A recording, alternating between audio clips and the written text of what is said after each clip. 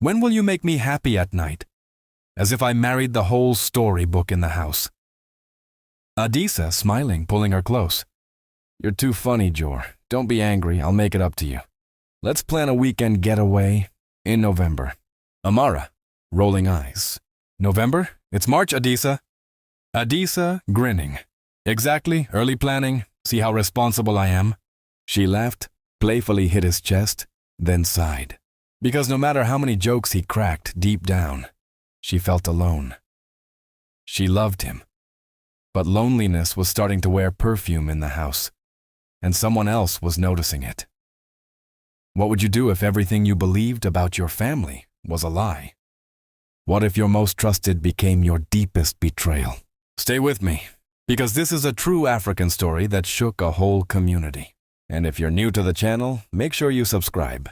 From outside, Mr. Adisa's home looked like a modern castle. Lagos, security guards at the gate, automatic sprinklers watering imported grass, and a driveway so smooth you could eat EBA off it. He was a big man in tech. People respected him. But at home, he was just the man with Wi-Fi and silence. Inside the living room, Amara, folding her arms.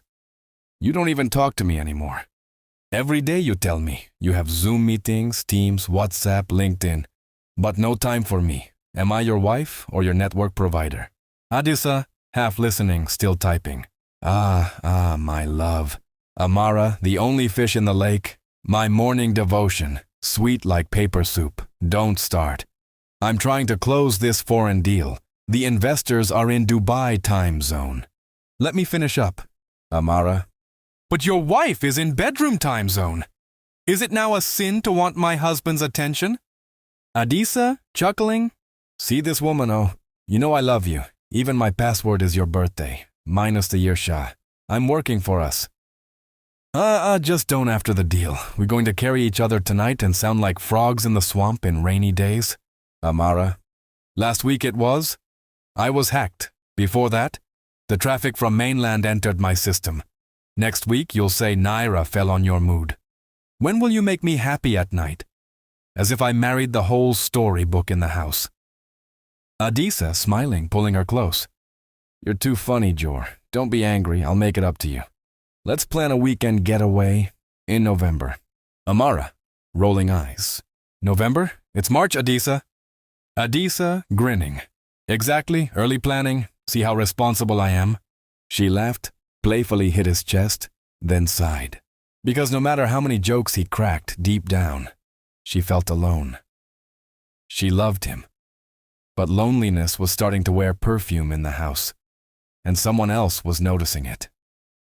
Low tone, and that someone was already living under the same roof. The houseworker's name was Kazim, tall, soft-spoken, and always smelling like Dettol and freshly ironed clothes. He had worked for the family for over 5 years.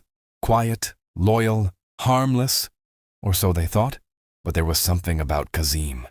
He smiled too much, too helpful, too available, subtly.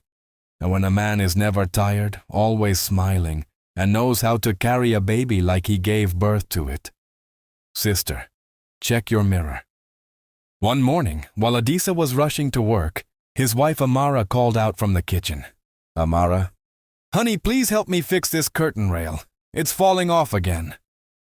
Adisa, grabbing car keys. Babe, my suit will catch dust. Let Kazim handle it. That guy even fixed the blender last week with only a spoon. Amara, half joking. This Kazim Sef, you're trusting him with everything. Adisa, laughing. He's the real MVP? If I had his energy, maybe I'd give you another baby. Kazim, walking by. Oga, I'd a hero. Everyone laughs. But that laugh became daily medicine. Kazim now knocked before entering the kitchen, then stopped knocking. He now called her Madam with a long smile, then started calling her Auntie Mo. From carrying her market bags to whispering jokes when Adisa wasn't around, the gap grew smaller. One afternoon, while Adisa was on a business call in his home office, Amara slipped on the staircase and let out a loud, "Ah!" Guess who ran first? Kazim. Adisa, calling out, "What happened?" Amara, breathing hard. "I slipped. Thank God Kazim was around." Adisa, still on the call. Ehan, you see why I say he's a gift from God? But God wasn't the one doing the gifting. Something else was growing.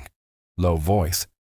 And as Adisa buried his head in files and figures, another man was slowly rising in his family photo. It was a bright Saturday morning. Adisa had gone out for a meeting, but halfway through he realized he had forgotten an important laptop charger at home. Instead of calling, he thought, I'll just surprise Amara. Maybe we'll have breakfast together. When he arrived, the compound was quiet. Too quiet.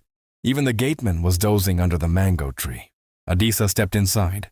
From the hallway, he heard faint giggles coming from upstairs. He froze. Calm but tense. A husband knows his wife's laugh. But this one had an extra echo. He walked up slowly. The giggles stopped. Then the sound of something shuffling, rustling fabric. Adisa pushed the bedroom door open. There was Kazim, standing by the window, sweating, holding Amara's wrapper in one hand and a feather duster in the other. Adisa, narrowing eyes. What's going on here? Amara, quickly adjusting her blouse. You scared us. I told Kazim to help me open the stuck window. We were struggling with it. Adisa, looking at the window, wide open. But it's already open. Kazim, stammering. Oga, yes, I just opened it before you came. Adisa scanned the room. Nothing seemed out of place, except his gut. He forced a laugh. You people should be careful before you break my glass. Kazim, go and check that generator outside. Kazim hurried out, almost tripping on the stairs. Later that evening, Adisa mentioned it to Amara while they had dinner. Adisa, you and Kazim seem to have many projects together these days. Amara, smiling faintly. That man is hard-working. Ehen, you see why I say he's a gift from God? But just because you're always busy, someone has to help me, right? Adisa, laughing to hide unease.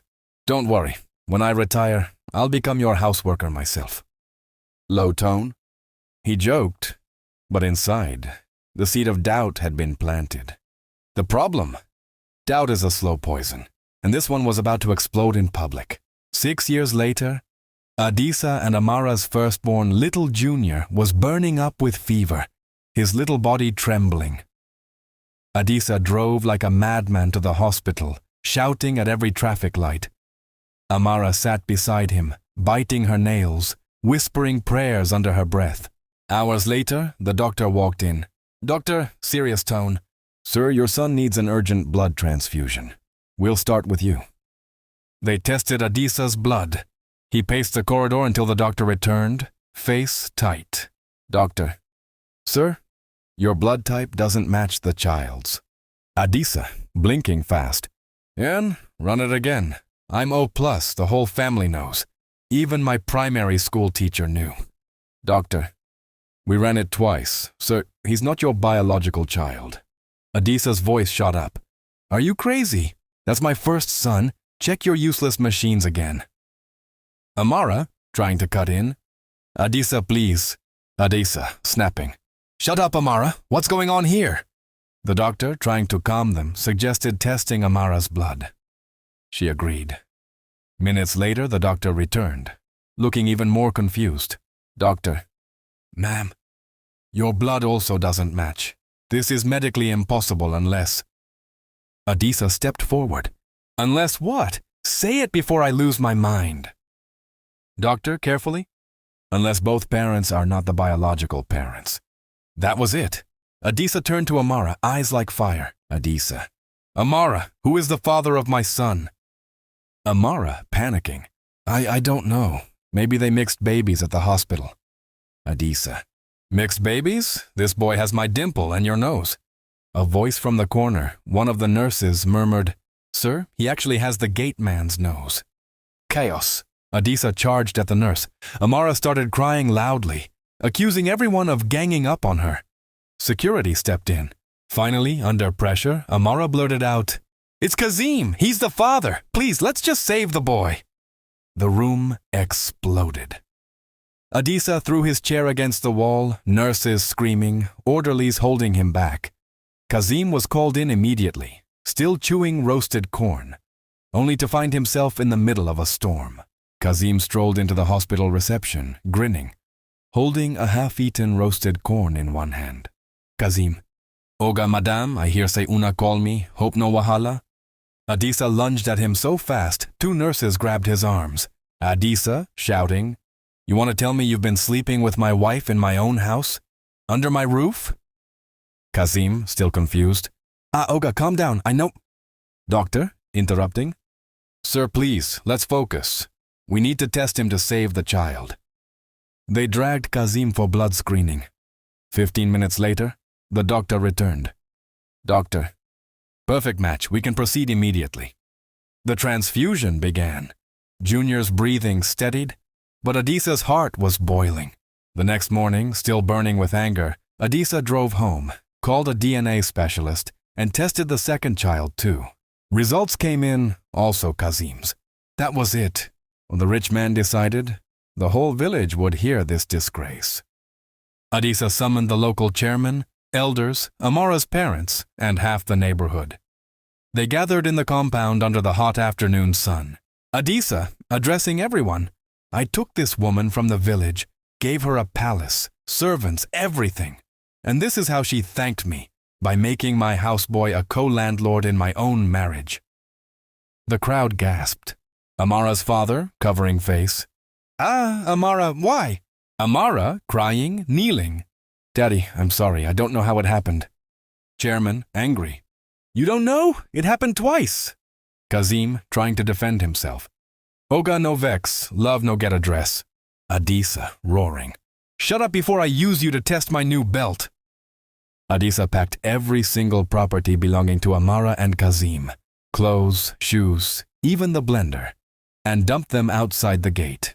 Her parents refused to take her back. Kazim looked lost. The 2 children clung to Amara, crying. They walked away. No home, no land, no future. Adisa locked his gate, and this time it stayed locked. And that was how a home that looked perfect from the outside collapsed in a single week. Adisa had the money, the mansion, the cars, but he didn't have the truth. And Amara had the love of her husband, but she chose the attention of another man. When the dust settled, there was no laughter, no servants, no luxury, just silence. Kazim, once the smiling houseworker, was now the man carrying 2 children and a disgraced woman with nowhere to go. The same compound where he had enjoyed free food and respect now had a locked gate that would never open for him again. Amara, once adored and cared for, was now rejected by her own parents, mocked by neighbors, and left with the painful reality that the man she betrayed was the only one who truly gave her a future. Dear viewer, never confuse availability with loyalty. Sometimes the person who is always around isn't the one who truly loves you. They're just waiting for the right moment to take what doesn't belong to them. Betrayal might hide for years, but the truth has a way of showing up. Sometimes in a hospital, sometimes in a whisper, sometimes in the eyes of a child. As the Bible says in Luke 8:17, "For nothing is secret that shall not be made manifest, neither anything hid that shall not be known and come abroad." If you've watched to the end, type "Truth will always win" in the comments. Share this story. Someone you know might need the warning. And remember, a home is built on trust. Without it, even the strongest walls will crumble.